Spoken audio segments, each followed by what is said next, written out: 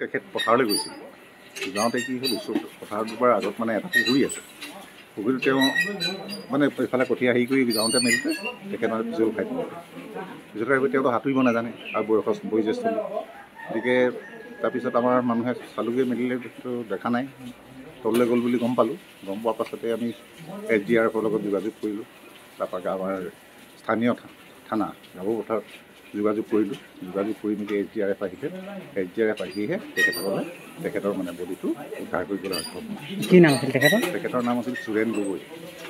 তেখেত কিমনা স্কুলৰ এসময়ত তেতিয়া মানে প্ৰাইভেট হৈ আছিল। তেখেত প্ৰধান শিক্ষক আছিল। তেখেত মানে ৰিটায়াৰ হোৱা বছৰৰ পিছত এমাহৰ পিছতে বিদ্যালয়খন মানে অবিচনাইজ হৈছিলে।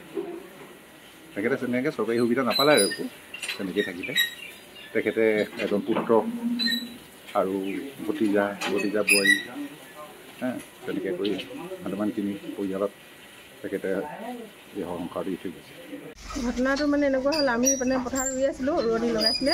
তেনেকৈ দাইদেৱে মানে চাবলৈ গৈছিলে। চাবলৈ যাওঁতে তাৰপিছত এনেকৈ পুখুৰী সমান, পানী সমান হৈ আছে, তেনেকৈ পৰিলে পুখুৰীটোতে। কেইটা বজাৰ ঘটনা এইটো? 2টামান বজাত হৈছিলে। তাৰপৰা মই ঘৰত আহি আকৌ লৰালৈকে আহি কেনে খবৰ দিছোঁ।